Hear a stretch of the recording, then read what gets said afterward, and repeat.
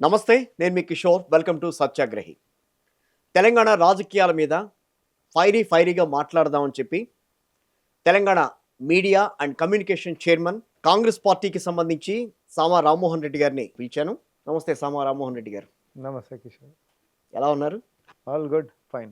బాగా హీట్గా నడుస్తున్నాయని రాజకీయాలు. ఎందుకని ఒకసారి కేసీఆర్ గారు రాలేదు రాలేదు రాలేదు అని అన్నారు. 2 ఏళ్ల తర్వాత ఆయన బయటకు వచ్చాడు. బయటకు వచ్చిన తర్వాత ఇప్పుడైతే ఆయన మాట్లాడాడో ఆ తర్వాత మాత్రం రాజకీయాలన్నీ హీట్ ఎక్కినట్టుగా కనిపిస్తోంది ఇక్కడ తెలంగాణలో. అంటే అట్లనే ఏం లేదు. ఒక సైడ్ ఏమో ఫైర్ బ్రాండ్ సీఎం గారు ఉన్నారు. ఇంకొక సైడ్ ఏమో దాన్ని ఏమంటారు, ఫైర్ని ఇంకొంచెం ఎక్కువ చేసేటటువంటి యాక్టివిటీస్ ఉన్నాయి కాబట్టి ఖచ్చితంగా హీటెడ్గానే కనిపిస్తాయి అవి. రామ్మోహన్ రెడ్డి గారు కూడా ఆ ఫైర్ని కొంచెం దానికి అగ్నికి ఆజ్యం పోస్తూ మీడియా ముందుకు మాట్లాడుతుంటారు. గురువు గారు అంటే గురువారు బాటలో శిష్యులు కూడా ఉండాలి కదా. ఏం జరుగుతోందన్న అసలు పాలమూరు రంగారెడ్డి విషయంలో? పాలమూరు రంగారెడ్డి అంటే ఆయన ఎందుకు దాన్ని ప్రత్యేకంగా కేసీఆర్ గారు ఆ రోజున ఆ విషయాన్ని ఎందుకు ప్రస్తావించాల్సి వచ్చింది? దాని ద్వారా జల వివాదాల విషయంలో కాంగ్రెస్ పార్టీ అలసత్వం ప్రదర్శిస్తోందన్న మాట ఎందుకు బయటకు వచ్చింది? అంటే ముందు ఒక మాట, ఇప్పుడు ఇన్ని రోజుల నుంచి బయటికి రానటువంటి కేసీఆర్ ఏదో ఒక అంశం ఎత్తుకోవాలి. ఏ అంశం ఎత్తుకుని ఆయన స్టేచర్ తగ్గట్టు ఒకటి ఉండాలి. ఆయన మాట్లాడితే నిజమని ప్రజలు నమ్మేటట్టు కూడా కొంచెం ఉండాలి. లేదు సంక్షేమాల గురించి ఏదైనా మాట్లాడితే జనాలు మొత్తం వస్తున్నాయి కదా అనేటటువంటి అంశం వస్తుంది. అట్లాంటిది ఒక ఇరిగేషన్ ప్రాజెక్ట్ గురించి మాట్లాడితే జనాలు అంతా కనెక్టెడ్గా ఉండరు. ఫస్ట్ ఇరిగేషన్ అంశం అని అనిపించినప్పుడు. కానీ కేసీఆర్ గారు వచ్చి మాట్లాడితే అదేదో కాంగ్రెస్ పార్టీ నిజంగా అన్యాయం చేస్తుందేమో అనేటటువంటి ఒక అనుమానాన్ని నేను రేకెత్తిస్తే నిజమని ప్రజలు నమ్మొచ్చు అని చెప్పి పాపం ఆయన అనుకున్నట్టు. బనకచర్ల విషయంలో మీరు చేసింది తప్పు కాదా? బనకచర్ల క్యాన్సిల్ మేం చేయించాం క్యాన్సిల్. ఇప్పుడు వాళ్ళైతే ఎక్కడ కూడా లేరు కదా. దానికే నల్లమల సాగర్ అని పేరు పెడుతున్నారు ఈ రోజు. ఏది దాన్ని కూడా ఆపుతాం అని అసెంబ్లీలో తీర్మానం కూడా చేసినాం. మేము ఒకటే, మా లైన్ ముఖ్యమంత్రి రేవంత్ రెడ్డి గారు చాలా స్పష్టంగా చెప్పారు. ఎప్పుడైనా పాత పార్టీలో ఒకప్పుడు ఉంటున్నటువంటి ఆ యొక్క రిలేషన్షిప్ అవే. కానీ రాష్ట్రమైనా, రాష్ట్రం యొక్క ఇంట్రెస్ట్లైనా, లేకపోతే నీటి వాటాలైనా, లేకపోతే ఇంకే అంశాలైనా ఇదే నాకు ప్రాధాన్యం అన్నిటికంటే ముందు. తర్వాతనే మిగతా ఏవైనా అని చెప్పి ముఖ్యమంత్రి అయిన తర్వాత పక్క రాష్ట్రంతో సహృద్భావ వాతావరణం ఉండాలి. గత చరిత్ర పక్కన పెడతారు ఎప్పుడైనా సరే. ఇప్పుడు మీరు ఎగ్జాంపుల్ నేను చెప్తున్నా, ఎస్పి బాలసుబ్రహ్మణ్యం గారి విగ్రహం ఏదో విషయం అని అంటే అనుమతి ఇచ్చిండ్రు. ఎందుకు అని అంటే సహృద్భావన అనేటటువంటిది ఒక కళాకారుకు సంబంధించినట్టు. అదే నీటి పంచాయతీ అంటే ఏమన్నా నిటారుగా నిలబడి జూరాలకి ఎత్తుకొని పోతా, చచ్చినా బతికినా తెలంగాణ కోసమే కొట్లాడతాం అధ్యక్ష అని చెప్పి మాట్లాడింది. అది ఆయన లోపల ఉంటున్నటువంటి అసలైన రూపం అదే కదా. 90% పూర్తయినా కూడా దాన్ని పూర్తి చేయడానికి మీరు ముందుకు రాలేదంటే దాంట్లో అర్థం ఏంటి? 90% పూర్తయినటువంటి దానికే ఎంత పూర్తి చేసినావో చర్చించుకుందామని అసెంబ్లీకి పిలిచిండ్రు. కానీ అసెంబ్లీకి రాలే. ఎందుకంటే 90% పూర్తయినటువంటి దాఖలాలు అక్కడ లేవు కాబట్టి. అసలు ఫస్ట్ ఆఫ్ ఆల్ ఇరిగేషన్ ప్రాజెక్టే కాదు, కేవలం తాగునీటి కోసం మాత్రమే 7.15 టీఎంసీ మేము శ్రీశైలంకించి పాలమూరు రంగడి ప్రాజెక్టు కింద మేము చేస్తున్నటువంటి ప్రాజెక్ట్ అని చెప్పి నువ్వు సంతకాలు పెట్టొచ్చినావు. ఇక అంతకు మించినటువంటి దరిద్రం ఇంకోటి ఉండదు. గోదావరి ఎక్కడైతే పుట్టిందో మహారాష్ట్రలో పుట్టినప్పుడు అక్కడ వాళ్ళు ఎక్కువ తీసుకుని మేము కిందకి వదలమనంటే ఇక్కడ కింద ఉన్న రాష్ట్రాల పరిస్థితి ఏమవుతుంది?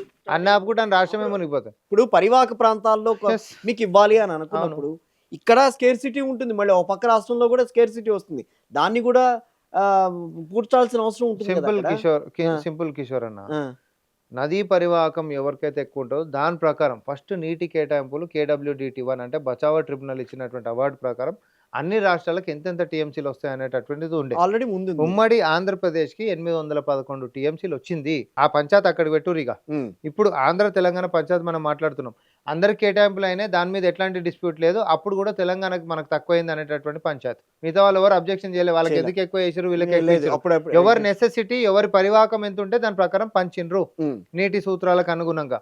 అయితే ఇప్పుడు ఇక్కడ జరిగింది ఏంటంటే, ఆంధ్ర తెలంగాణ 2 రాష్ట్రాలు ఇప్పుడు విడిపోయిన తర్వాత నదీ పరివాహకం తెలంగాణకి ఎక్కువ ఉంటున్నప్పుడు నీకు అవకాశం ఎట్లుండాలి, మనకు ఎక్కువ రావాలి. అట్లాంటప్పుడు ఎక్కువ రాకుండా నువ్వు ఈరోజు కృష్ణా బేసిన్ దాటి పెన్నా బేసిన్లో పట్టుకొని పోతున్నావు.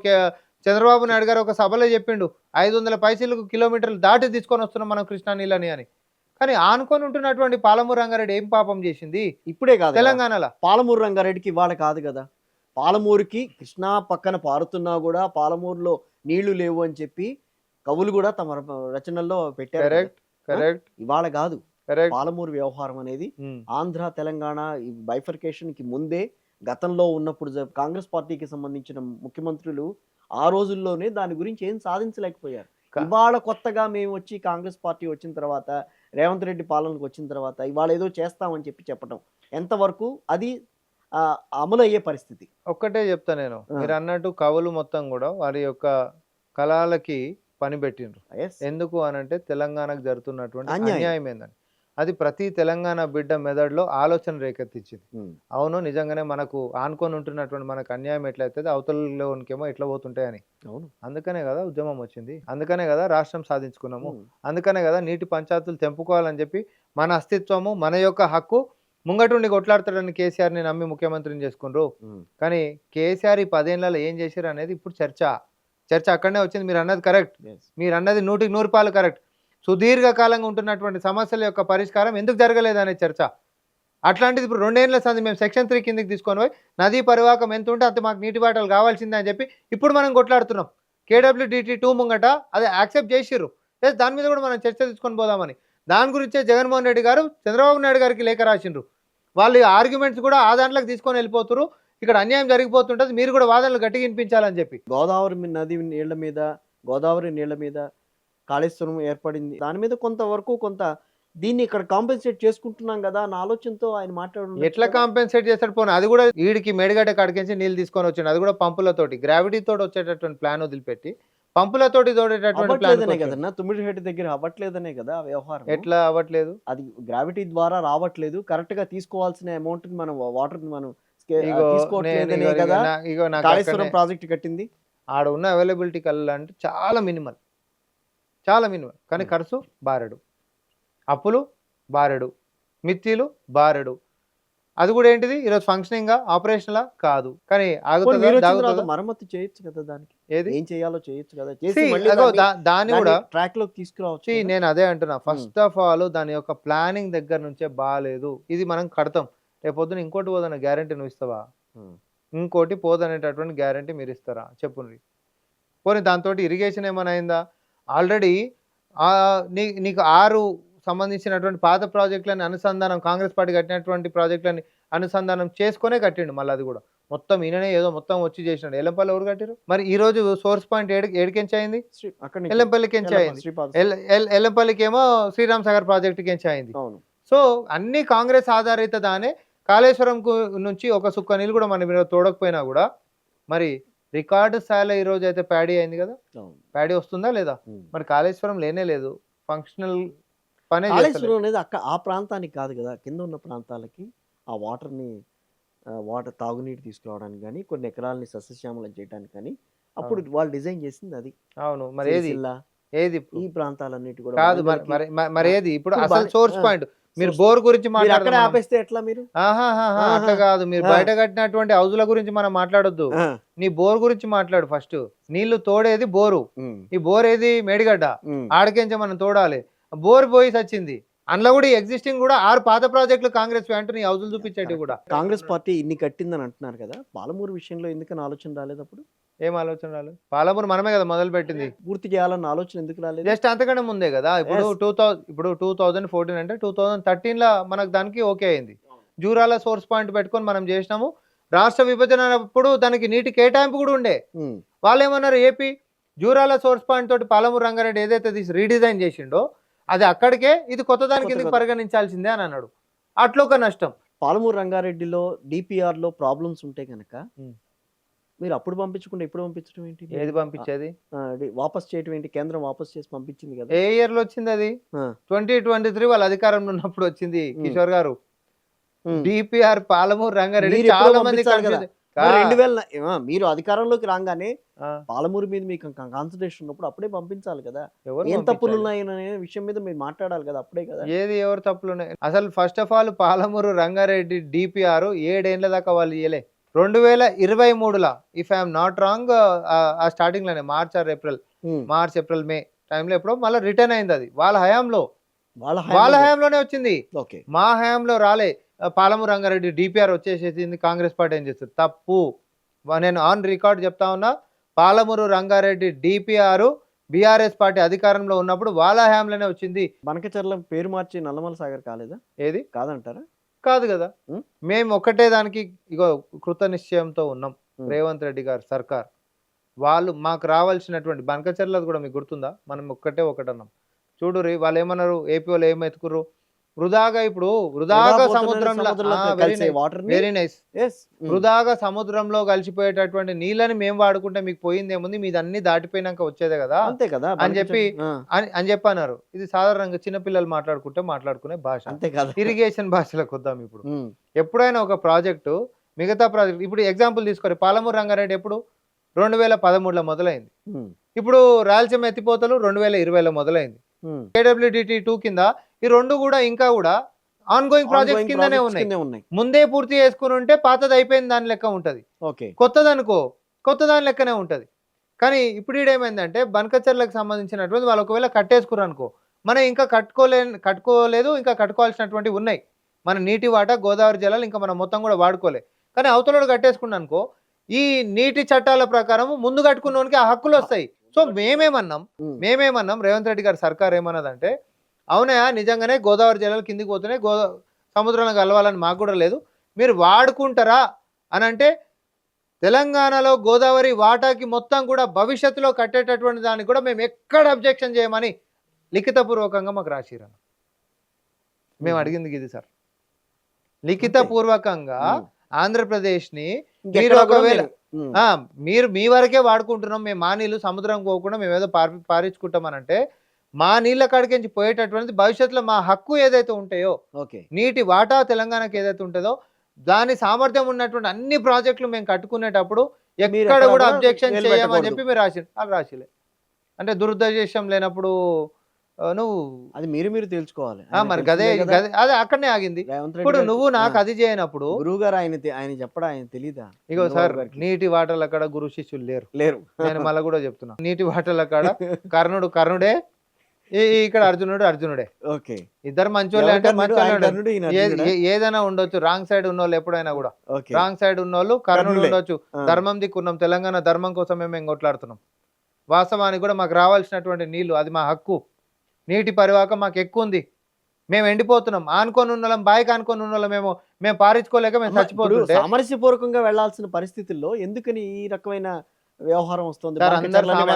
అందరు సామరస్యం అని మాట్లాడతారు కిషోర్ అన్న. అన్నదమ్ములలో కూడా పొత్తుల గిట్ట ఒక బాయ్ ఉంది అనుకో, ఆడ కడుపు నిండా ఉండి పొత్తులు ఇంకింత ఎక్కువ వస్తుంది అనుకో, వాడు ఎప్పుడు మనం కలిసే ఉండాలి అని మాట్లాడతాడు. ఎవరికైతే డొక్కు ఎండుతుందో వాడు మాత్రమే బయటకోవాలని అనుకుంటాడు. ఇది సింపుల్ గా నేను చెప్తున్నాను. అన్నదమ్ముల్లాగా మనం కలిసి ఉందాం నీ కడుపు నిన్నది 500 కిలోమీటర్లు దాటి నువ్వు కృష్ణా జిల్లాలో పట్టుకొని పోతున్నావు. 550 కిలోమీటర్లు దాటి నువ్వు కృష్ణా జిల్లాను పట్టుకొని పోతున్నావు, గర్వంగా చెప్పుకుంటున్నావు. వాడికించి దాకా నేను తీసుకొని వస్తున్నాను. మరి ఆనుకొని ఉన్నటువంటి పాలమూరు ఏం పాపం చేసిందన్న? అదే అన్నదమ్ముల లెక్క మరి ఒక నువ్వు అన్నవే గిట్ట అయితే తమ్ముని కడుపు ఎండుతుంటే నువ్వు తమ్ముని గురించి కూడా ఆలోచన చేయాలి కదా. మరి లేదు అదే ఇదే అని చెప్పి మాట్లాడితే అది ధర్మం ఎట్లయితుంది? ధర్మం కాదు కదా. సో ధర్మం కోసం రేవంత్ రెడ్డి గారు కొట్లాడుతుండ్రు, ఎవరితోటైనా కొట్లాడుతారు. అవసరం అయితే భగవంతునితో కూడా. నీటి విషయంలో మాత్రం రేవంత్ సర్కార్ గట్టిగా రాబోయే రోజుల్లో ముచ్చటే లేదు. రేవంత్ రెడ్డి గారైనా ఉత్తమ్ కుమార్ రెడ్డి గారైనా, ఆయన ఇంకో ముండోడు. అసలు వీళ్ళిద్దరు డెడ్లీ కాంబినేషన్, అది ముచ్చటే లేదు కదా, మీరు మర్చిపోండి. కాంగ్రెస్ పార్టీ గతంలో చేసిన హామీలు, గతంలో చేసిన పనులు, వాటన్నిటి గురించి ఉత్తమ్ కుమార్ గారికి ఐడియా ఉంది. కానీ ఆయన కూడా కొన్ని విషయాల్లో కొంచెం తొట్టపాటు పడుతున్నాడేమో అని అనిపిస్తుంది. ఏం లేదు, అది సోషల్ మీడియాలో చేసేటటువంటి ట్రోలింగ్. అంతేనా? ఆయన ఇచ్చే ప్రజెంటేషన్ లో కానీ, ఆయన చెప్పేటటువంటి ఫ్యాక్ట్స్ లో కానీ ఎక్కడంటే ఎక్కడ చిన్న ఫాల్ట్ కూడా ఉండదు. ఏదో గతంలో ఏదో అసెంబ్లీలో జరిగినటువంటిది ఏదో ప్రిపేర్, ఆయనకి ఆనెస్టీ ఎక్కువ. ఆయనకు ఆనెస్టీ ఎక్కువ. He was an officer, right? అట్లాంటిది ఆయనకు ఆనెస్టీ ఎక్కువ. నిజాన్ని నిజం లెక్కనే ఒప్పుకుంటాడు. ఇప్పుడు రేవంత్ రెడ్డి గారు నిజం చెప్తూ అవతలోని ఎట్లా చేయాలో కూడా ఆయనకు తెలుసు. ఉత్తమ్ కుమార్ రెడ్డి గారి స్వభావం ఇంకో లెక్క ఉంటుంది. రేవంత్ రెడ్డి గారి 2 ఏళ్ల ప్రజాపాలనకి పార్టీ అధికార ప్రతినిధిగా మీరేసే మార్కులేండి? 100కి 100 వేస్తా. ఎందుకంటే మిగతా రాష్ట్రాలు అన్నిటితో పోల్చండి. దేశంలో ఉన్న హామీలు అమలైనాయి. దేశంలో ఏది చెప్పినా కూడా అది అమలు చేసేసారు. ఒకటి చెప్తానండి, 2 ఏళ్లకి మీరు 100కి 100 ఎట్టా వేసుకుంటారు? ఎట్లా? 2 ఏళ్లకే 100కి 100. మీరు 2 ఏళ్ళనే పెట్టుకోమన్నారు కాబట్టి, మీరు 2 ఏళ్ళనే పెట్టుకోమన్నారు. రేవంత్ రెడ్డి పాలన ఇప్పుడు సెమిస్టర్ అవుతుంది. సెమిస్టర్ ఫుల్ మార్క్సే కదా. సరే, మరి జాబ్ నోటిఫికేషన్ ఇస్తారా ఇవ్వరా? ఇస్తున్నాడు. ఎప్పుడు ఇస్తున్నాడు? ఇప్పుడు కూడా కొత్త కానిస్టేబుల్ ఏదో ఇంకో మళ్ళీ 14,000 మందికి కొలువులు రాబోతున్నాయి. శుభవార్త వినబోతున్నాయి. నిన్న మొన్న దిల్సుఖ్ నగర్ లో, తర్వాత రేపు ఇవాళ రేపట్లో అశోక్ నగర్ లో గొడవలు జరుగుతున్నాయి. మళ్ళీ మాకు జాబ్ నోటిఫికేషన్ రావట్లేదు, మేము వాటి కోసం వెయిట్ చేస్తున్నాం అని చెప్పాను. నో మనకు వస్తుంది తెలిసిందే. వస్తుంది, టెన్షన్ పడాల్సిన అవసరం లేదు, మంచి చదువుకోర్రి. ఆ. జాబ్ నోటిఫికేషన్స్ పోలీస్ దాంట్లో పడుతున్నాయి ఫస్ట్. గ్రూప్ 1 వ్యవహారంలో ఎందుకు రేవంత్ రెడ్డి గారి జోక్యం? ఏంది జోక్యం? ఉమ్. దేని ఐఏఎస్ విషయంలో? ఐపీఎస్ ఆఫీసర్ల వ్యవహారానికి సంబంధించి గ్రూప్ 1 ఆఫీసర్కి సంబంధించి వాళ్ళకి డైరెక్ట్ గా నియామక పత్రాలు ఇవ్వాల్సిన అవసరం ఈయనకి ఎందుకు వచ్చింది? ముఖ్యమంత్రి కాబట్టి ఇస్తాడు, ఎలా బరాబర్ ఇస్తాడు. తెలంగాణ ఇస్తారు? బిడ్డలకి, ఎలా తెలంగాణ బిడ్డలకి ఇస్తారు? తెలంగాణ 10 బిడ్డల్ని సంవత్సరాల కాదనట్లా, సంధి. నేను ఒప్పుకుంటాను. 10 సంవత్సరాల సంది ఒక కలగా ఎవరిచ్చారు? ఎవరిని ఇచ్చారు? కళలు సాకారం ఎవరిని గతంలో ఇచ్చారు అట్లా? గతంతో మనకేం ఇవ్వలా, సంబంధం? ఇవ్వలా, గతంతో ఇవ్వకూడదు, మనకేం సంబంధం? ఇవ్వకూడదు, గతంతో అది మనకేం ఇవ్వకూడదు. సంబంధము? అది నేను అనేది అది ఇవ్వకూడదని పరిస్థితి. సార్ నేనేమో ఒకటే చెప్తున్నా, నియామక పత్రాలు ఇచ్చారు. అధికారంలోకి వచ్చిన ఏడాదిలోనే 2 లక్షల ఉద్యోగాలు ఇస్తామని అన్నారు. అవును, ఇచ్చారా? సాధ్యం తగ్గట్టు ఎట్లా వీలైతే అట్లా ఇచ్చుకుంటూ పోతున్నాం. దాని మీద స్పష్టత కూడా ముఖ్యమంత్రి గారు ఇచ్చారు. కొత్తగా స్పష్టత మీరు ఇచ్చింది ఇచ్చారు. 6,000. 62,000 దాన్ని బయటికి తీస్తే 62,000 కొలువులు మేము ఇచ్చినాం. తెలంగాణ ప్రభుత్వం వచ్చిన తర్వాత, రేవంత్ రెడ్డి సర్కార్ వచ్చిన తర్వాత ఎన్ని ఉద్యోగాలు బయటకు వచ్చినాయనంటే దాంట్లో కనిపించేది 6,000 ఉద్యోగాలు అని కనిపిస్తుంది. ఎట్లా నేను దాని గురించి నేను అడిగాను. 60,000 పైచీలకు ఉన్నాయి కొలువులు మేము ఇచ్చినాయి. మీ 2 ఏళ్లలో వచ్చినాక ఇచ్చినట్టు. నేను 6,000 అనుకుంటున్నాను అన్న. అంటే మీరు అనుకుంటే తప్పలేదు, నిజం ఒకటి ఉంటది కదా. మీరు ఎంతనన్నా అనుకోండి, ఇన్ జనరల్ గా నిజం అనేది ఒకటి ఉంటది కదా. మళ్ళీ కూడా ఇప్పుడు కొలువులు రాబోతున్నాయి, ఇబ్బంది పడాల్సిన అవసరం లేదు, మంచి చదువుకోండి. కానీ మొన్న ముఖ్యమంత్రి గారు రేవంత్ రెడ్డి గారు నిరుద్యోగులు జాబ్ నోటిఫికేషన్లు వద్దనంటున్నారు అని ఒక కామెంట్ చేశారు, గుర్తుందా? వాస్తవమేమో అందుకు చాలా విరుద్ధంగా ఉంది. దాని మీద మీ కామెంట్ ఏంటి? ఏంటిది? నిరుద్యోగులు జాబ్ నోటిఫికేషన్స్ వద్దంటున్నారంటే వద్దంటున్నారు అని చెప్పి మాట్లాడారు ఒక సందర్భం. అది ఏ సందర్భంలో? అది ఏ సందర్భంలో మాట్లాడండి? ఏ సందర్భం అన్న చెప్పండి, మీరే చెప్పండి. నేను చెప్పనా? ఓయూ యూనివర్సిటీకి వెళ్ళినప్పుడు మాట్లాడారు ఈ మాట. ఏమని? 1000 కోట్ల ఏమని కాంటాక్ట్ చెప్పండి, కాంటెక్స్ట్ ముందు చెప్పండి, వెనకాల చెప్పండి, మీతోటే చెప్పిస్తా, చెప్పండి. 1000 కోట్ల రూపాయలు శాంక్షన్ చేస్తున్నప్పుడు ఆ టైంలో మాట్లాడిన మాట అది. ఒక్కటే చెప్తున్నా, ఉమ్. విద్యార్థులకి విజ్ఞానంతో కూడినటువంటి చదువులు ఉండాలి. తెలంగాణ అనేటటువంటి దానికి ఒక స్కిల్డ్ ప్రొఫెషనల్స్ బయటికి రావాలి అని అంటే యూనివర్సిటీ అనేటటువంటి దాన్ని మజబూత్ చేసుకోవాలి, మనం గట్టిగా చేసుకోవాల్సినటువంటి బాధ్యత ఉంటుందని. ఒక్కసారి 1000 కోట్ల రూపాయలు ఏం చేస్తారు ఓయూతో? ఏది? ఓయూకి అన్ని విషయాలు ఇప్పటి వరకు లేని ఇన్ఫ్రాస్ట్రక్చరల్ డెవలప్మెంట్స్ దగ్గరికి నుంచి మొదలు పెట్టుకుంటే వాళ్ళకి కావాల్సినటువంటి మొత్తం. సార్ తెలంగాణ రాష్ట్ర సాధనలో ఓయూ పాత్ర ఎంత పెద్దదో మనందరూ తెలుసు. మరి అట్లాంటి ఓయూ మాట అన్నం పోయినాం, మళ్ళా ఏడాది వస్తా అన్నాడు పలబోయిండు. సో నిధులు ఇస్తామన్నాడు, నిధులు కూడా ఇచ్చిండు. ఒక కమిట్మెంట్ ఉంటున్నటువంటి నాయకుడికి అది అట్లా ఉంటుంది గంతే. సో రేవంత్ రెడ్డి గారి యొక్క కమిట్మెంట్ని ఇంకొకరు డౌట్ పడాల్సినటువంటి అవసరం లేదంటున్నా. సరే, అన్ని శాఖల్ని తన చేతిలో పెట్టుకున్నారు, విద్యాశాఖ కూడా తన చేతిలోనే ఉంచుకున్నారు. కానీ చాలా విషయాలు విద్యాశాఖకి సంబంధించి ఈ మధ్యకాలంలో బాగా, అంటే జాబ్ నోటిఫికేషన్లు మనం దాని పక్కన పెట్టిన గురుకుల విద్యా సంస్థల్లో వాటిల్లో జరుగుతున్న ఫుడ్ పాయిజన్ వ్యవహారాలు కానీ, ఆత్మహత్యలు కానీ, ఇవన్నీ కూడా దాని కిందకే వస్తాయి. విద్యాశాఖని ఎవరికైనా అప్పగించేసేసి ఏవైతే జరుగుతున్నాయో వాళ్ళని బాధ్యులు చేయొచ్చు కదా, ఎందుకు డైరెక్ట్గా ఆయన దగ్గరే పెట్టుకున్నారు? ఇంకా అది ఈజ్ ద బెస్ట్ క్యాండిడేట్ కాబట్టి, ఆయనకు ఒక విజన్ ఉంది కాబట్టి, ఆయనకు ఒక డ్రీమ్ ఉంది ఎడ్యుకేషన్ సిస్టమ్ మీద. తెలంగాణ ఎడ్యుకేషన్ సిస్టమ్ని మొత్తం ప్రక్షాళన చేయాలని ఏం జరుగుతుంది? ప్రక్షాళన చేస్తారు ఇంకా ఫస్ట్ కెంచి వద్దాం. ఫస్ట్ కెంచి మా ప్రభుత్వం వచ్చిన తర్వాత కనీస బేసిక్స్ లేకుండా, కనీస బేసిక్ ఎమ్యూనిటీస్ లేకుండా ఉంటున్నటువంటి వాటికి బడ్జెట్లు ఇచ్చిండు, అన్ని విద్యా సంస్థలకి బడ్జెట్లు ఇచ్చిండు. ఓకే. తర్వాత పిల్లల యొక్క కనీస సౌకర్యాలు అయినటువంటి కాస్మెటిక్ డైట్ ఛార్జీలని ఎప్పటి సందో పెంచకుండా అని అంటే సరికి చాలా ఇబ్బంది పడుతున్నట్టు కాస్మెటిక్ డైట్ ఛార్జీలను కూడా మనమే పెంచినాం. ఇది పక్కకి ఎడ్యుకేషన్ పాలసీలో చదువుకున్నటువంటి తెలంగాణ బిడ్డలకు కూడా డిగ్రీ సర్టిఫికెట్లు ఉంటున్నాయి, కానీ ఆ యొక్క స్కిల్ అనేటటువంటిది ల్యాగ్ అవుతుంది. అట్లాంటప్పుడు స్కిల్ యూనివర్సిటీ మాత్రమే స్కిల్ కి సంబంధించిన దాంట్లో గతంలో పానలు మోటార్లు ఇవి మాత్రమే చరిత్ర. అవును, ఓకే. ఐటీఐలు అని చెప్పి మనం 64 ఐటీఐలని ఏటీసీలు అని చేసిండు, అడ్వాన్స్డ్ ట్రైనింగ్ సెంటర్స్. ఓకే.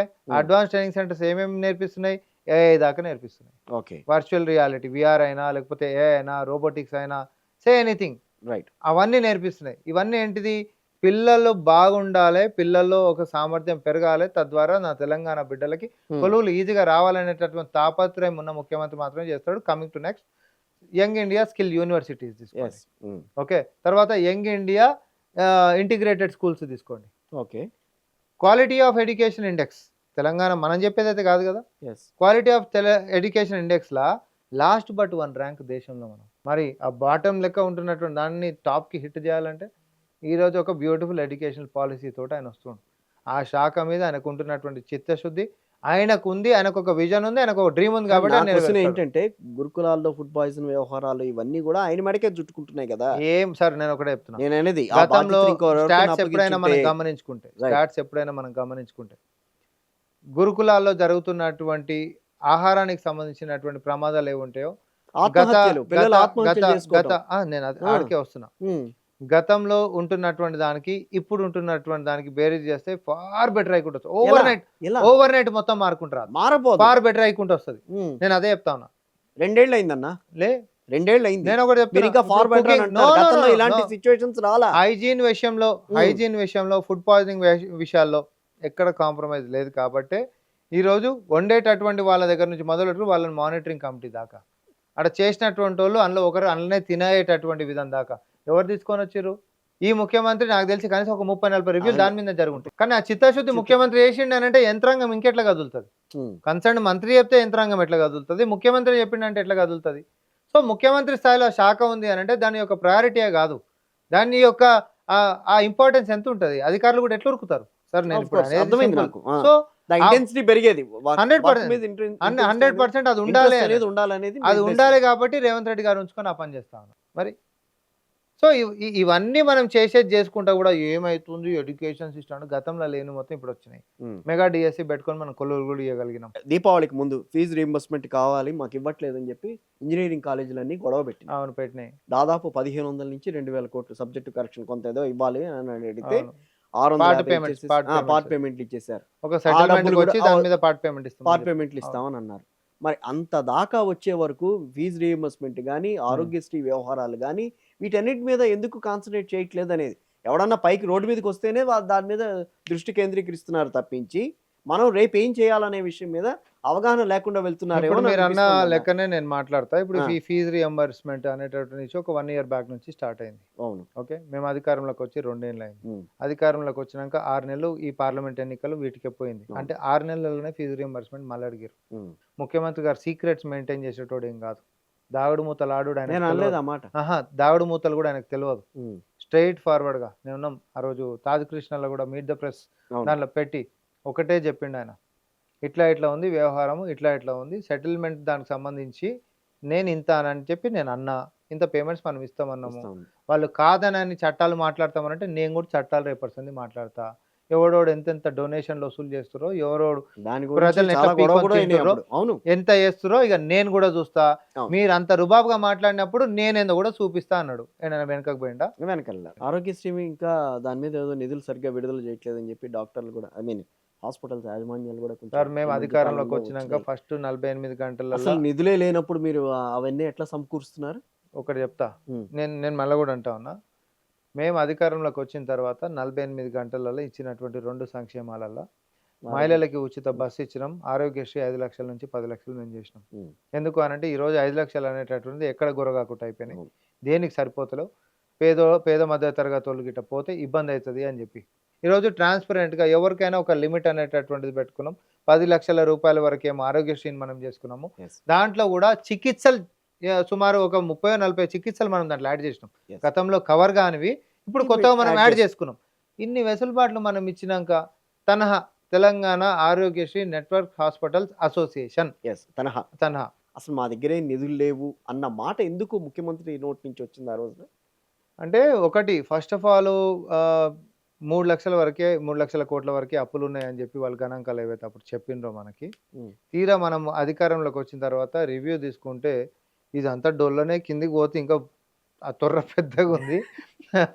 ఓరి అమ్మ ఇదేంద్ర మంచి పట్టేటంత అయింది, ఇది ఏలో కాలో పడుతుంది అని అనుకుంటే మంచి అంతా మునిగిపోయేటట్టుంది. ఇది ఏందని తోకుంటా పోతుంటే అది ఒక మనిషి కాదు, ఒక మనిషి మీద ఒక మనిషిని పడేటట్టు బోర్పోక లెక్క ఉంటే అవి చూడకుండానే హామీలు ఇచ్చేసారా? 6 హామీలు మనం హామీలు ఇచ్చినాం. హామీలకు మనం కట్టుబడి ఉందాం. బట్ ఫినాన్షియల్ సిచ్యువేషన్ ఇట్లా అని చెప్పి అసెంబ్లీలో పెద్ద చర్చ పెట్టినాం. ప్రతిపక్షాన్ని రమ్మన్నాం, ప్రతిపక్ష నాయకుడు రాలే. ఎవరు వాళ్ళకి మైక్ ఇస్తేనేగా వాళ్ళు మనకి మాట్లాడగలిగేది. ఇట్లా అన్నందుకే కదండి ఆ. ముఖ్యమంత్రి గారు నేరుగా పోయి మరి బాగున్నారా అని చెప్పి అడిగే. అది అది అది దాని వేరండి. అది ఏది? దానికి దీనికి ఎక్కడ ఎట్లా పొంతన ఎట్లా ఉంటుంది అప్పుడు దానికి? వచ్చినట్టు అప్పుడు కూడా అట్లనేనా? గౌరవప్రదంగా మీరు వెళ్ళారు, మాట్లాడారు, వచ్చారు, అయిపోయింది అది. మంచికి మంచి చెడుకి చెడు ఆ, ఒకటే, మర్యాదకి మర్యాద, అంతే. నేను దానికి ఆ మర్యాదకి రకంగానే మర్యాద, చూస్తున్నా నేను. నమస్కారానికి ప్రతి నమస్కారం, ఎస్. విమర్శలకి ప్రతి విమర్శలు కాదు, ఆధారాలతోటి సంస్కారం మాది మాత్రం. సింపుల్. వాళ్ళకిట ఉత్తుత్త విమర్శలు చేస్తే మనం ఆధారాలతో మాట్లాడతాం అనేది ఆడ తీర్మానించుకున్నటువంటి వ్యవహారం. అసెంబ్లీలో నిజాలను మైక్ ఎదుర్కొనే ఇవ్వట్లేదనే కదా మొన్న కూడా గొడవలు చేసి వాళ్ళు అది వెళ్ళిపోయింది. కాదు కిషోర్ అన్న, ఆ. నేను ఆనెస్ట్ గా అడుగుతున్నా, గుండె మీద చేతేసుకొని చెప్పు. ఇగో ఇక్కడ. మైక్ మైక్ మైక్ ఇస్తలేరు అని చెప్పి బీఆర్ఎస్ వాడు బయటికి పోయేటోడేనా? ఆ, ఏ? ఆ? అదేంటి? నానా రచ్చ చేసే.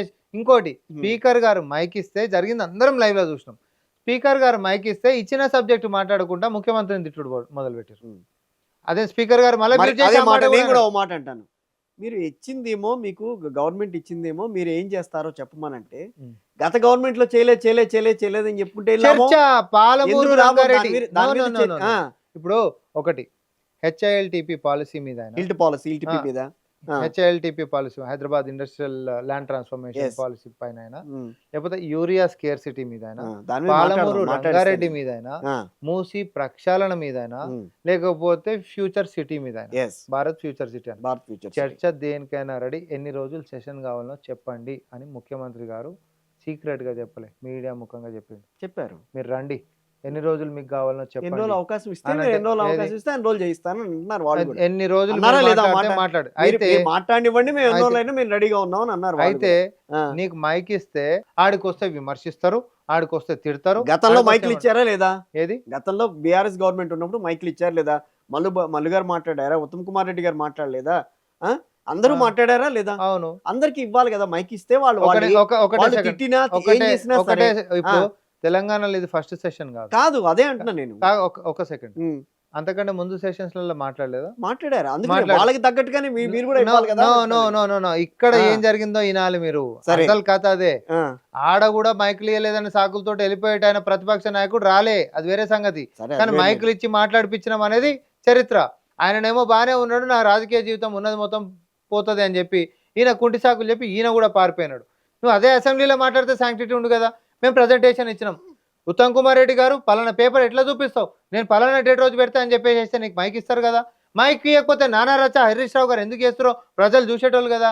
మౌలానా ఆజాద్ ఉమ్. భూములు తీసుకోబోతున్నట్టుగా హెచ్సియు భూముల వ్యవహారం తర్వాత ఇది మళ్ళీ బయటకు వస్తుంది. ఉమ్. ఏంటి ఆ విషయంలో భూముల వ్యవహారం మీద ఎందుకు పడుతున్నారు? అసలు హెచ్సిసియు దానికి దీనికి ఏమైనా సంబంధం ఉందా? హెచ్సియు దానికి దీనికి, ఆ హెచ్సిసియుకి సంబంధించినటువంటి భూముల వ్యవహారం అదొక సివిల్ డిస్ప్యూట్. అసలు హెచ్సియుఏ లేదు అందులో హెచ్సియుఏ లేదు. హెచ్సిసియు అనేటటువంటి భూమి ఎక్స్చేంజ్ చేసింది, ఆ సర్వే నెంబర్ గవర్నమెంట్కి వచ్చింది. దాని మీద ఓ ప్రైవేట్ వాడు అది నా భూమి అని చెప్పి కొట్లాడిండు.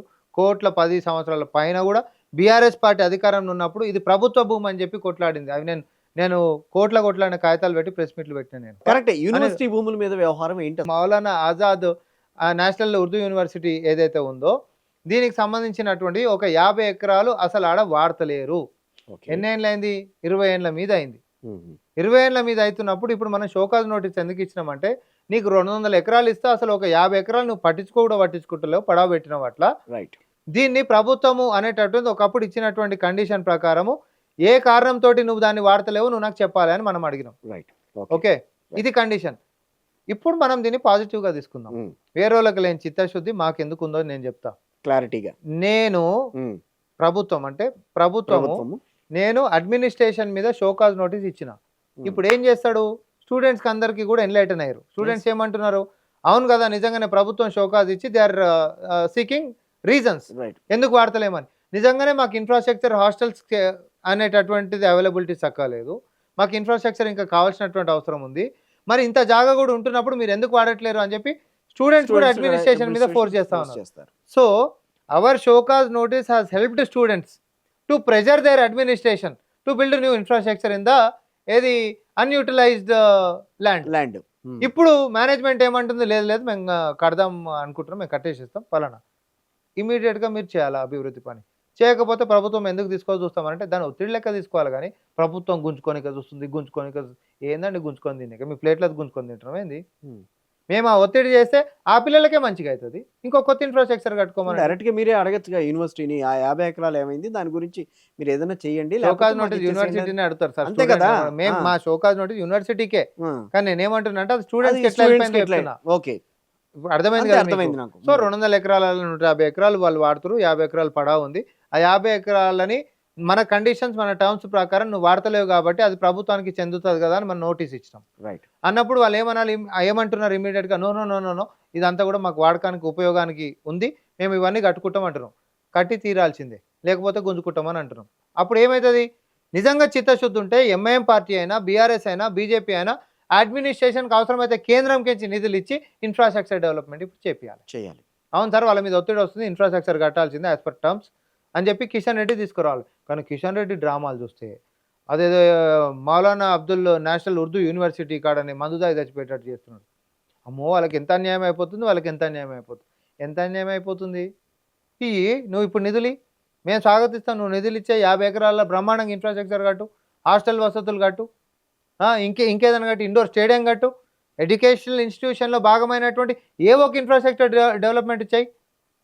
పడబెట్టేందుకు కూర్చున్నావు, 20 ఏళ్ళ మీద అయింది అంటే దాని ఉపయోగమే లేదు కదా, అటు దిక్కు కూడా మీరు పోతలేరు అని అంటే. సో మనం ఏంటంటే ముళ్ళుగట్టే లెక్క ఈ ప్రభుత్వము ఆ యొక్క అడ్మినిస్ట్రేషన్ని పొడిచింది, ఇక పచ్చి చెప్పాలంటే అంతే అంతే. పండుకున్నటువంటి ఎద్దుని ముళ్ళుగట్ట పెడితే లేస్తుంది కదా, లేస్తుంది సేమ్ కదా. అట్లనే పండుకొని మీరు 50 ఎకరాలను పట్టించుకుంటలేరు, మర్యాదగా కట్టుకోరు, లేకపోతే ఇక యాజ్ పర్ టర్మ్స్ మాట్లాడవలసి వస్తుంది అని అంటే. అన్ని యూనివర్సిటీలకు వెళ్తాయి అట్లాంటి షోకాజ్ నోటీసులు. సార్ ఎవరైనా కూడా పిల్లల యొక్క ప్రయారిటీ మా ప్రయారిటీ.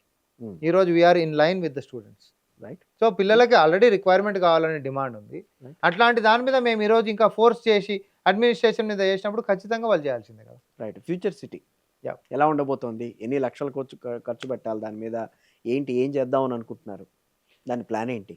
ఫ్యూచర్ సిటీ అనేటటువంటిది ఒక ఇండస్ట్రీస్ తీసుకున్నా, లేకపోతే సాఫ్ట్వేర్కి సంబంధించినటువంటి ఐటీ పార్కులు తీసుకున్నా, లేకపోతే రెసిడెన్షియల్ తీసుకున్నా, ఎంటర్టైన్మెంట్ జోన్స్ తీసుకున్నా, ఏది తీసుకున్నా సింపుల్ ఒకటే కిషోర్ అన్న, భవిష్యత్ కార్యాచరణ ఎట్లుండాలి నా నగరం అనేటటువంటిది ఒక లీడర్కి చాలా స్పష్టత ఉందనుకోండి.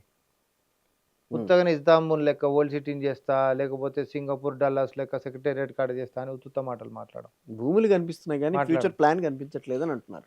సాయిబట్టా వర్త్ కట్టినప్పుడు కూడా ఇట్లానే అన్నారు. అది వేరన్నా, ఇది వేరేది. ఇది కూడా అంతే. ఎఫ్సిడిఏ బిల్డింగ్ అయిపోతుంది, ఈ మార్చికి అయిపోతుంది construction, future city development authority. ప్రణాళికతో ఇండస్ట్రీస్, నెట్ జీరో పొల్యూషన్ అనేటటువంటి ఇండస్ట్రీస్ని పెట్టేదానికి ఒకలాగా, ఫార్మాకి ఒకలాగా, ఐటీకి ఒకలాగా, ఎలక్ట్రానిక్స్కి సంబంధించినటువంటిది ఒకలాగా, స్పోర్ట్స్కి సంబంధించిన ఒక ప్రక్షాళనతో. ఇప్పుడు నేను పచ్చిగా చెప్పాలంటే అస్తవ్యస్తంగా ఏ లేఅవుట్ లేకుండా కట్టుకున్నటువంటి ఇండ్లు ఎట్లుంటాయి, తొవ్వలు గివ్వలు ఏవి లేకుండా, ఎమ్యూనిటీస్ అక్క లేకుండా, ఒకదానికి సంబంధం లేకుండా ఉంటాయి, అవునా కదా. కానీ ఒక ప్రాపర్ లేఅవుట్ అన్ని ప్రీ ప్లాన్ తోటి చేసుకుంటూ పోతే అన్ని ఎమ్యూనిటీస్ తోటి, క్లబ్ హౌస్ తోటి, ఎమ్యూనిటీస్ తోటి ఎంత బాగుంటుంది. Gated communities why are they skyrocketing in price, ఎందుకంటే జస్ట్ ఈ ప్లానింగ్లోనే అట్లాంటి ప్లానింగ్, ఆ విజన్ కుండి నగరాన్ని ఎట్లా కడతా అంటున్నాడు, నాట్ ఏ కమ్యూనిటీ, సిటీ 100%. ఇప్పుడు నేను అదే అంటున్నా, నిధులు లేని రాష్ట్రం అట్లేం కాదు. ఒకటి మనిషి లోపల తపన, పేదరికం ఉంది కాబట్టి ఐఏఎస్ కాలేడు అని అంటే మనం పేదరికంలో ఉన్నాం, అయితవా చదువుకోనికి డబ్బులు అయితవా ఇప్పుడు ఏది ఫ్యూచర్ సిటీ ఎవరికి కావాలి ఇప్పుడు? ఫ్యూచర్ జనరేషన్ కావాలి, ఫ్యూచర్ జనరేషన్ కావాలి, మనకు కాదు, మీకో నాకో కాదు, ఫ్యూచర్ జనరేషన్ కావాలి. Pollution control, net zero city అంటున్నాం, ఎందుకంటున్నాం, ఫ్యూచర్ జనరేషన్ కావాలి. నిజంగా మీరెంత సంపాదించారో నేనెంత సంపాదించారో ఇచ్చేటటువంటి ఆస్తి కాదు. నిజంగా ఈ నగరాన్ని పక్కనే మనము ఈ దేశ రాజధాని అయినటువంటి ఢిల్లీని మనం చూస్తున్నాం. ఒక్కరోజు ఆడ రోడ్డు మీద గల్లీలలో తిరిగితే 32 సిగరెట్లు తాగినట్టు కిషోర్ అన్న. అవును, 32 సిగరెట్లు ఏ అలవాటు లేను, పొల్యూషన్ అంటే అంత జల్దీ చస్తావు నువ్వు వాడికి పోతే, అంత జల్దీ చస్తావు. మన కండ్ల ముంగట మన దేశ రాజధాని ఒక పక్క యమున ఎట్లుందో మనకు తెలుసు, పొల్యూషన్ ఎట్లుందో మనకు తెలుసు. అయినా ఇప్పటివరకు ప్రభుత్వం ఒక చర్య లేకుండా, చర్చలు లేకుండా, ఒక బడ్జెట్ కేటాయింపు లేకుండా నిర్లక్ష్యానికి పోతే వలసపోతున్నటువంటి పరిస్థితి. ఈరోజు హైదరాబాద్ని చూసేసి వలసలు పెరుగుతున్నటువంటి పరిస్థితి కూడా. అట్లాంటి నగరం లెక్క మనం ఈరోజు తీర్చేది ఎందుకు? ఈరోజు మన పిల్లల్ని కూడా అమెరికా పంపిస్తున్నాం, అక్కడ ఇంతకంటే బెస్ట్ ఉందనే పోతురు కదా, అంతే కదా. లేకపోతేనైతే పోరు కదా. పోరు. మరి అట్లాంటిది ప్రపంచంతో హైదరాబాద్ ఎందుకు పోటీ పడొద్దు అని చెప్పి ఆ నాయకుడు ఆలోచించినప్పుడు మనందరం స్వాగతిద్దామా వద్దా చెప్పి. సార్ దాని వెనకాల ఏం జరుగుతోంది, ఏముంది వెనకాల అనేది ఏం లేదు, బ్రహ్మాండంగా మనకున్నాయి, అన్ని కంపెనీలు వస్తున్నాయి. మన 2025లో గ్లోబల్ క్యాపబిలిటీ సెంటర్స్లో కూడా మనము కర్ణాటకను ఓవర్టేక్ చేసినాం, బెంగళూరుని మనం ఓవర్టేక్ చేసినాం. That's the record. అంతకంటే ముందు మనం లేం. సో రికార్డు స్థాయిలలో కంపెనీలు మనకు రావటమైనా, ఫ్యూచర్ సిటీ లాంటి ప్రణాళికలు చూడమైనా, భౌగోళికంగానే కాదు వాతావరణ పరంగా కూడా ఇక్కడ అన్ని కంపెనీస్కి కూడా ఇంకొంచెం అడ్వాంటేజ్ కూడా ఉంటుంది. కాబట్టి అడ్వాంటేజ్ పాయింట్ని కూడా దృష్టిలో పెట్టుకొని మనం ఈ యొక్క నగరాన్ని ఒక బ్యూటిఫుల్ సిటీ లెక్క మార్చుకుందాం. రైట్. ఈ మధ్యకాలంలో కొన్ని జిల్లాలు విలీనం చేస్తారు, జిల్లాల సంఖ్య తగ్గుతుందన్న మాట అయితే ఇవాళ మార్నింగ్ నిన్న మార్నింగ్ నేను చూశాను. ఏంటి దాని మీద క్లారిటీ ఏంటి? నిజంగా జిల్లాలు తగ్గుతాయా పెరుగుతాయా ఏంటి? 13 జిల్లాలు తగ్గేటటువంటివి కొన్ని జిల్లాలు ఏవైతే మరి 1-2 నియోజకవర్గాలు ఉంటున్నటువంటి కూడా కొన్ని ఉన్నాయి కదా. జనాభా ప్రాతిపదికన జిల్లా మీరు తీసుకునేది లేకపోతే ఏంటి, దానికి బేసిస్ ఏంటి? ఆ దాని గురించే ఇప్పుడు పొంగులేటి గారు మొన్న అసెంబ్లీలో కూడా చర్చించారు, దాని గురించి కూడా ఆయన మాట్లాడారు.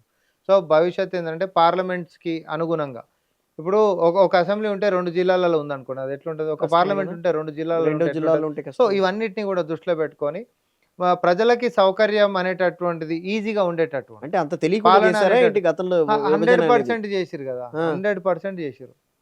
ఒక్కొక్క కాడ పెద్ద పెద్ద పోయి 50-60 కోట్లు పెట్టి పోలీసు వాళ్ళు అవి బిల్డింగ్లు కట్టిరు, ఫ్లోర్లు ఖాళీగా ఉన్నాయి, నెలకి 3-4 లక్షల కరెంట్ బిల్లే వస్తుంది. ఇది నేను కాదు, గ్రౌండ్ రిపోర్ట్ ఎప్పుడైనా చేయండి, అది మళ్ళీ మాట్లాడదాం. 10 ఏళ్లలో మరి మొన్న జిహెచ్ఎంసీకి సంబంధించి మీరు వార్డుల విభజన విషయంలో 150 వార్డులు దానికే 300 వార్డులకు వెళ్తుంది. మరి దానికి మల్లారెడ్డి గారు కూర్చుని ఒక చిన్న 60,000 50,000 ఉన్న దానికి ఏమో పెద్ద మీరు తీసుకెళ్తున్నారు, అట్లాంటిది 3 లక్షలు ఉన్న దానికి వార్డు కింద కాకుండా దాన్ని వేరేగా ట్రీట్ చేస్తున్నారు, ఇదేమి అన్యాయం అని చెప్పి మాట్లాడాడు ఆయన. అన్యాయం అని మాట్లాడిండే తప్ప గ్రీవెన్స్లు ఇచ్చినాయి మొత్తం కూడా సొల్యూషన్స్ కూడా అయినాయి. Next phase. ఓకే. సో అందరి మా కాంగ్రెస్ పార్టీ వాళ్ళు కూడా ప్రెస్ ముందుకు వచ్చి మాట్లాడారు. మా పారదర్శకత మాది ఎంత ఉంటది అంటే అధికారులే చేసిర్రు అనేటటువంటిది ఉంటుంది కదా.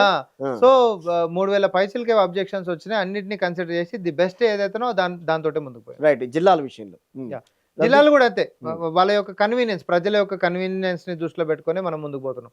పాలనాపరమైనటువంటి సంక్లిష్ట పరిస్థితులు ఉండొద్దని చెప్పి దాని మీదకించి కొత్త నిర్ణయాలకు పోతుంది. హెలికాప్టర్లను విచ్చలవిడిగా వాడుతున్నారు, అవి షేర్ ఆటోలా లేకపోతే హెలికాప్టర్లు అంత మరీ ఇదిగా వాడుతున్నారు కదా అని నేను అడిగేది. నేను ఎందుకు వాడతారండి, ఇరిగేషన్ ప్రాజెక్ట్ చూడడానికి పోయినప్పుడు ఎస్ఎల్బిసి చూడడానికి పోయినప్పుడు అప్పుడు ఉత్తమ్ కుమార్ ఎగ్జాంపుల్ చెప్తున్నా, లేకపోతే అర్జెంట్ గా మీటింగ్ టు మీటింగ్ ఎట్లా అంటే కొంచెమే వ్యవధిలలో ఉండేటటువంటి పరిస్థితులు ఉన్నాయనుకోండి, ఏదైనా అక్కడ మనకు అవును ఇప్పుడు ఇక్కడ హెలికాప్టర్ అవసరమే అనేటటువంటి మాత్రమే హెలికాప్టర్ వాడుతుంది తప్ప కొత్తగానే నేను ఏదో షాపింగ్కి పోతున్నా దుబాయ్కి హెలికాప్టర్ వేసుకొని పోయినా, లేకపోతే ఇప్పుడు ఏదో ఎగ్జిబిషన్ గ్రౌండ్ కూడా అవుతుంది హెలికాప్టర్లో మేము పోయి.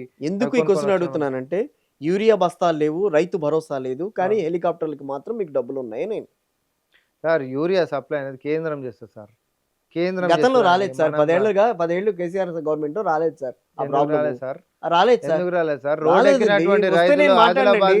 యూరియాకి సంబంధించి గత 10 ఏళ్లలో ఎక్కడా కూడా ప్రాబ్లం రాలా. జనరల్ గా మన ఇంపోర్ట్ అనేది భారతదేశంకి ఇంపోర్ట్ సమస్య వచ్చింది. ఇంపోర్ట్ సమస్య వచ్చినప్పుడు డిస్పాచ్ లాజిస్టిక్స్ దాకా వాళ్ళ బాధ్యత, కేంద్రం బాధ్యత. కేంద్రం. సో వాళ్ళు ఇయ్యలేకపోయారు ఈసారి, వాళ్ళు ఇయ్యలేకపోయారు. మనం కూడా రిపీటెడ్ గా మనం అడుగుతూనే ఉన్నాం, ఇయ్యలేనప్పుడు అది కేంద్రం బాధ్యత. బీఆర్ఎస్ అనేది కేంద్రం మీద కొట్లాడాలి. ఇప్పుడు వాళ్ళ యూరియా సమస్య అప్పుడు వచ్చినప్పుడు కేంద్రం మీద కొట్లాడారు, ఇప్పుడు యూరియా సమస్య వస్తే మా మీద కొట్లాడుతారు. ఇదేందో నాకు అర్థమైంది. ఇప్పుడు గతంలో యూరియా సమస్య వచ్చినప్పుడు మేము కూడా కేంద్రం మీద అన్నాం, మేము కేంద్రం అన్నాం, ఒకవేళ వచ్చిన దాన్ని ఏదైనా గిట్ట హాల్ట్ చేస్తేనేమో జనాలకు మంచుతలేరు అన్నాం. కానీ ఈడనే అట్లా కాదు కదా, రాకంటే ముంగంటే చూసినావా కాంగ్రెస్ రాలే. ఈ మధ్య కాలంలో బూతుల వ్యవహారం ఎందుకు బయటకు వస్తుంది, అంత ఫ్రస్ట్రేషన్ మారిపోతుందా ముఖ్యమంత్రి గారి ద్వారా? సింపుల్, ఆయన ఒక మాట పడాడు, కసబ్తో పోల్చడం అంటే నేను చెప్తున్నా కదా, ఆయన ఒక మాట పడాడు. తెలంగాణకు చేసినటువంటి ద్రోహాన్ని ఆయన ప్రజలకి చాలా స్పష్టంగా ఎక్స్ప్లెయిన్. కసబ్తో పోలుస్తారా? కసబ్ లాంటి వాడిని అయితేనేమో ఉరి తీసేసేస్తాం, కసబ్ లెక్కనే. అంటే ఒక తీవ్రవాది అనేటటువంటి వాడికి ఎట్లయితే మనం రాష్ట్రం సాధించిన వ్యక్తిని, నేను అనేది ఏంటంటే అంత చేసినప్పుడు ఆయన్ని కసబ్తో మాట్లాడడం ఎందుకనేది నేను అనేది. ఇప్పుడు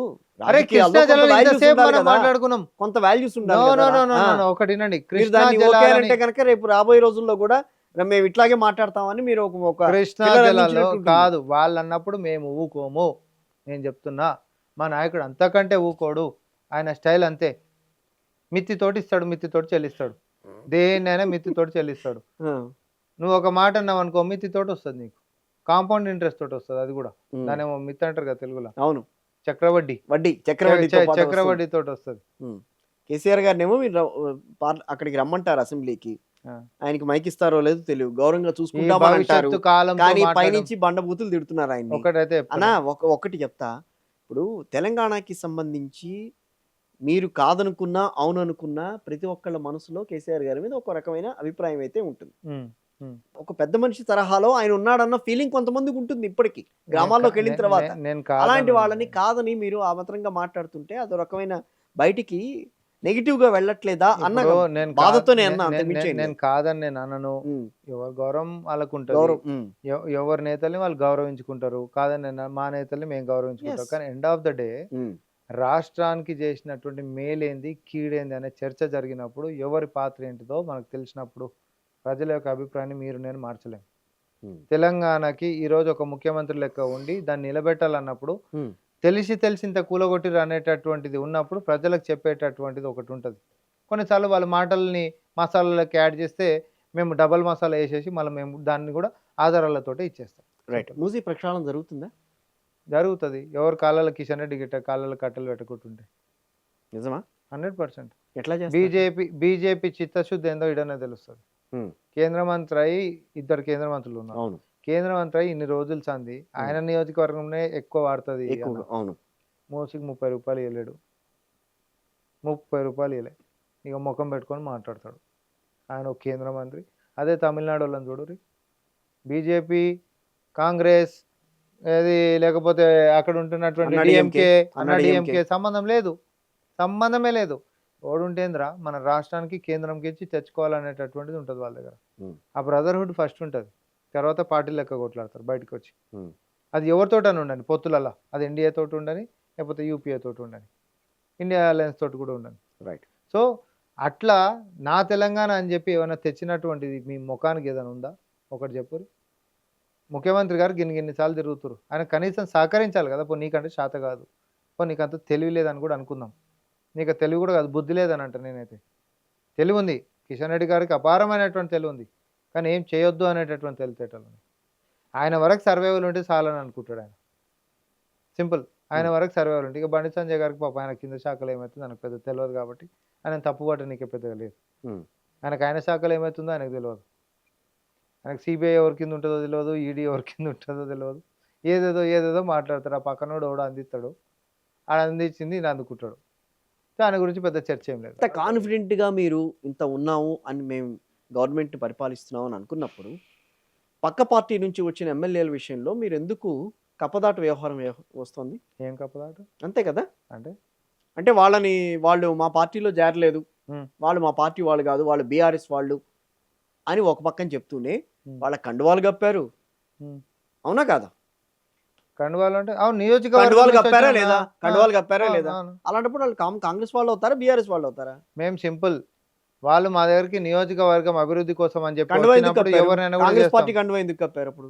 అరే ఏదో స్వాగతం అని చెప్పి ఇచ్చిన ఒకటి కాంగ్రెస్ పార్టీ కండువా కప్పడానికి మామూలుగా మీరు స్వాగతం పలకడానికి చాలా ఒకటి ఫోటోలు కనిపిస్తున్నాయి. దానం నాగేందర్ విషయంలో గానీ, కరీం శ్రీహర్ విషయంలో గానీ, వాళ్ళ కూతుర్ని మీరు ఎంపీ చేసుకున్న విషయంలో గానీ, ఆయన నియోజకవర్గాలకు సంబంధించి మీ దగ్గరికి వచ్చి మా నియోజకవర్గాన్ని అభివృద్ధి చేయండి అని చెప్పడం విషయంలో గానీ, ఇవన్నీ కూడా దానం నాగేందర్ గారిది చాలా స్పష్టంగా చెప్పిన మా పార్టీ వాడని చెప్పినాం మేమైతే.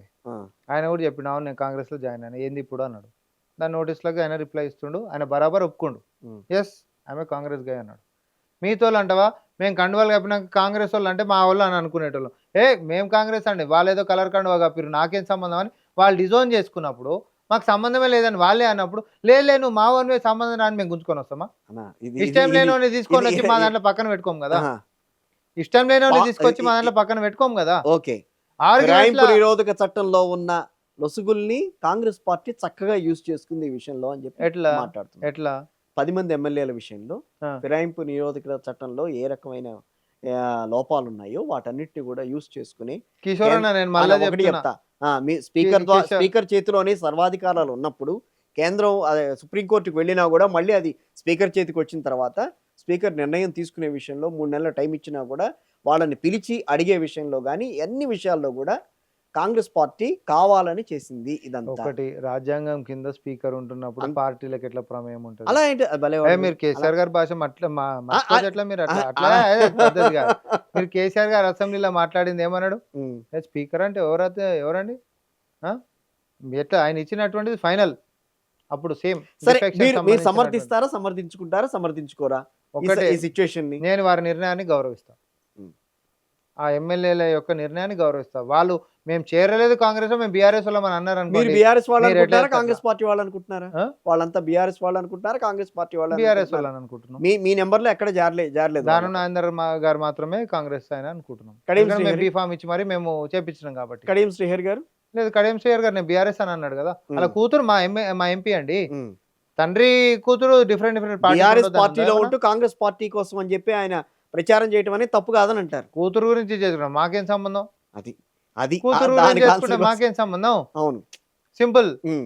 ఆయన నేను కాంగ్రెస్ పార్టీలో చేరలేదు అని అన్నాడు. Yes. లేదు నువ్వు చేరినావు, మేము ఎందుకంటాం? ఇక జనాలు కూడా గదే ఆలోచిస్తున్నారు. అంతేనా? వాళ్ళ నాయకుల యొక్క నిర్ణయం ఏం తీసుకున్నారు అనేది ప్రజలకు మొత్తం తెలుసు. ఉమ్. ఏం జరిగింది, ఏం నిర్ణయాలు తీసుకున్నారు, ఏం రాజకీయాలు అవుతుందో మీకంటే నాకంటే ప్రజలు ఇంకెక్కువ విశ్లేషించుకుంటారు. వాళ్ళకి చాలా బాగా సో తెలుసు. మున్సిపల్ ఎన్నికలకి రెడీ అయిపోతున్నారు బరాబర్ మేము మెజారిటీతో విత్ గెలవ 42% ఆఫ్ రిజర్వేషన్.